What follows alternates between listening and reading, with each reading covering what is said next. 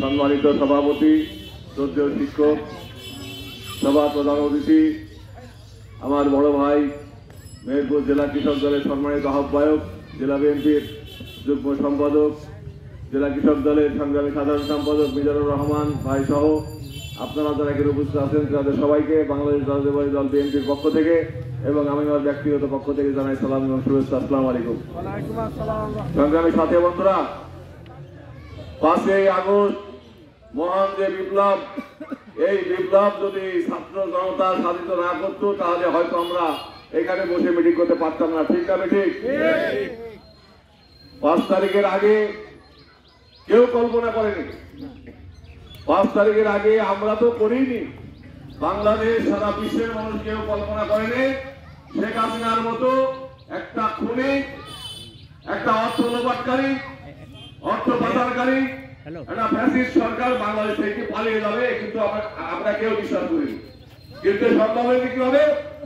আমাদের প্রিয় নেতা জননেতা তারেক রহমান আজকে 16 বছর ধরে মানুষের বিরুদ্ধে যে স্টিম রোলার শেখ হাসিনা চালিয়েছে, শেখ হাসিনা যে নির্যাতন চালিয়েছে, যে নিপীড়ন চালিয়েছে, আইনাঘাত তৈরি করেছে, গুম খুন করেছে, তার বিরুদ্ধে আমাদের প্রিয় নেতা বিএনপির ভারপ্রাপ্ত চেয়ারম্যান জননেতা তারেক রহমান এই 16 বছর আন্দোলন সংগ্রাম করার ফল কিন্তু বন্ধুরা আমার 5ই আগস্টের মহান বিপ্লব, এই বিপ্লবের ইন্ধন জুগিয়েছিল বন্ধুরা আমার। সেই ক্ষেত্রে আমার সেই প্রিয় নেতা জননেতা জনাব তারেক রহমানকে গান্ধী থানা বিএনপির পক্ষ থেকে, আপনারা যারা উপস্থিত আছেন তাদের পক্ষ থেকে আমি বারবার ধন্যবাদ, অসংখ্য ধন্যবাদ জানাই বন্ধুরা আমার। সংগ্রামী সাথী বন্ধুরা আমার, আমরা কয়েকদিন আগে খুলনায় গিয়েছিলাম মিটিং করতে। সেই মিটিং এ প্রধান অতিথি ছিলেন বিএনপির চেয়ারম্যান বেগম খালেদা জিয়া,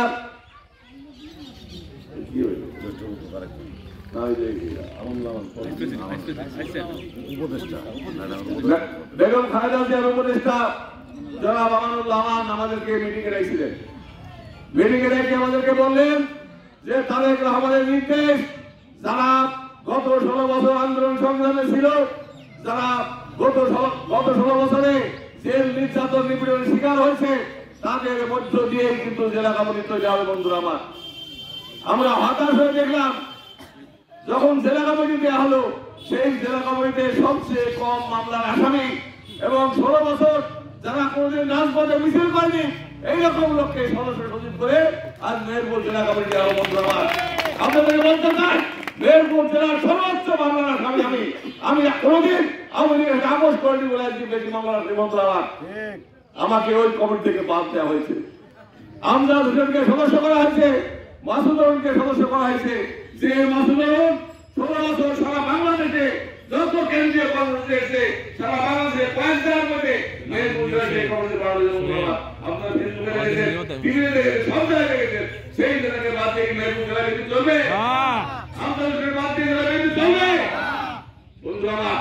আমরা লক্ষ্য করেছি এই যে গ্রামে আমি খাসপুর গ্রামে মিটিং করছি, এই খাসপুর গ্রাম হচ্ছে বিএনপির সংগ্রামী গ্রাম। এই কারণে বলবো আমার নেতা মফিজ ভাই, তার নামে অসংখ্য মামলা, তার পিতার নামে মামলা, রবিউলের নামে মামলা, সালাউদ্দিনের নামে মামলা, অসংখ্য মামলা। এবং এই খাসপুর গ্রামের মানুষ এমন কোন মিটিং মিছিল নাই গান্ধীতে খাসপুরের মানুষ বাদে গান্ধীর মিটিং মিছিল হয় বন্ধু আমার। সেক্ষেত্রে এই গ্রামের বিএনপির লোক অনেক শক্তিশালী এবং অনেক বিদ্রোহী মানুষ বন্ধু আমার। সেক্ষেত্রে এই গ্রামের কমিটি করতে হলে যদি আজকে মফিজ, আজকে রবি, আজকে হোসেন মেম্বার এদেরকে যদি বাদ যায়, তাহলে ত্যাগী মানুষকে বাদ দিয়ে যদি হাইব্রিডকে দিয়ে কমিটি করা হয়, সেই হাইব্রিডের কাছ থেকে আপনি কি আশা করতে পারেন? আওয়ামী লীগের আমরা তো কষ্টে ছিলাম, বিএনপি ক্ষমতা নিচ্ছে আরো কষ্ট বাড়বে বন্ধু আমার যদি হাইব্রিড আমাদের থাকে বন্ধু আমার। সেক্ষেত্রে এই হাইব্রিডদেরকে প্রত্যাখ্যান করতে হবে এবং অরিজিনাল যারা বিএনপি করে, বিএনপি সুখে দুঃখে যারা থাকে তাদেরকে নিয়ে কমিটি করতে হবে। আমি গত 22 তারিখে মিটিং একটা কথা বলেছিলাম যে খালি টাকা থাকলে ঢাকায় বসে রাজনীতি হবে না, খালি টাকা থাকলে মেহেরপুর কোর্টে গিয়ে উপলব্ধি করলে রাজনীতি করা যাবে বন্ধু আমার। মানুষের সুখে দুঃখে 24 ঘন্টা ধরে রাজনীতি করে। আজকে গান্ধীতে আপনি কোন সমস্যায় পড়লে আমাকে খুলতে পাবেন, আর নেতা খুলতে পাবেন না, আমাদের খুলতে পাবেন, অন্য নেতাকে পাবেন না। পাবেন না একটাই কারণে তাদের বড় বড় ব্যবসা আছে, তাদের ব্যবসা বাণিজ্য রাজনীতি করতে পারবে না। আজকে মানুষের সার্বক্ষণিক দরকার। আমি সকাল থেকে কমপক্ষে 50 জন মানুষকে বিদায় করে দেবো। আমার এক কর্মী গোপালনগরের বাড়ি, তার মেয়ে হাসপাতালে সিজার হবে, অ্যাম্বুলেন্সে সিজার করার দরকার, হাসপাতালে ভর্তি করো। আগে হাসপাতালে ভর্তি করে দেখো যে নর্মালি বাচ্চাটা হয় কিনা। আমার সিদ্ধান্ত মতো হাসপাতালে ভর্তি করি, নর্মালি বাচ্চা হয়েছে, অনেক টাকা তো বাইচে গেছে এবং এটা অনেক বড় একটা অবসর সে বাইচে গেছে। যদি আজকে আমি গান্ধীরা থাকতাম তাহলে ওই মেয়েটাকে সিদ্ধান্ত করে বাচ্চা করতে হতো বন্ধু আমার। সেক্ষেত্রে রাজনীতি হচ্ছে চলমান প্রক্রিয়া, প্রতিদিন প্রতিক্ষণ রাত দিন 24 ঘন্টা যে বয়স দেবে তার সাথে বয়স কথা বলবো আমার। আজকে মানুষ আমাদের বিপদে তাকে সামনে পাবে, যাকে খুঁজে পাবে তাকে নেতা বাঁচবে নাকি বন্ধু আমার। নেতা মানে যে এমন কিছু না যে আমাকে 50,000 টাকা বেতন দেবে, নেতা মানে এমন কিছু না যে 3 মাস পরে একদিন আইসি মিটিং করে যাবে, এটা কিন্তু নেতারা। নেতারা আজকে আপনাদের গ্রামে মফিজ রবি এবং হোসাইন মেম্বার যে যে সমস্যার পড়েন ওর কাছে গেলে যদি আপনাদের প্রত্যাখ্যান করে দিলে ও নেতা না। কি নেতা? আপনাদের বিপদে আমাদের যে থাকবে সেই হবে নেতা বন্ধু আমার। সেক্ষেত্রে আজকে কৃষক দলের এই সমাবেশ থেকে আমি ঘোষণা করতে চাই যে সমস্ত হাইব্রিডকে প্রত্যাখ্যান করতে হবে এবং সার্বক্ষণিক পলিটিক্স যারা করে মানুষের সুখে দুঃখে মানুষের আশেপাশে যারা থাকে তাদেরকে যে কমিটি গঠন করতে হবে এবং এই 16 বছরে যারা রাজভবন ছিল, 16 বছরে যারা হামলা মামলা নির্যাতনের শিকার হয়েছে তাদেরকে যে কমিটি করতে হবে বন্ধু আমার। এই আশাবাদ ব্যক্ত করছি আপনাদেরকে বন্ধু আমার।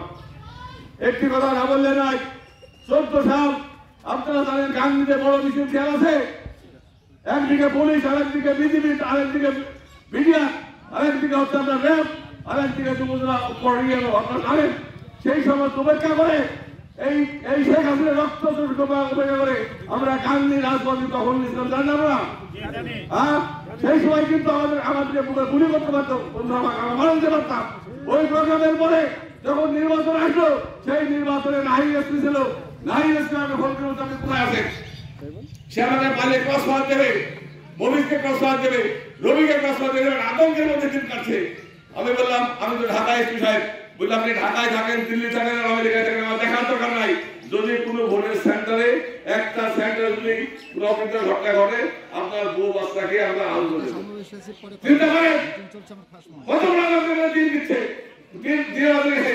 আমরা পালিয়ে গেছি, আমাদের বউ বাচ্চাকে নির্যাতন করছে, আমরা পালিয়ে গেছি, আমাদের ভাইদেরকে ধরে রেখেছে, আমাদের মাদেরকে ধরে রেখেছে। সেই নির্যাতন নিপীড়ন তারা সহ্য করেনি। তারা এই 16 বছরে হাসিনার যে দুঃশাসন, এই দুঃশাসন বুঝতে পারবে না।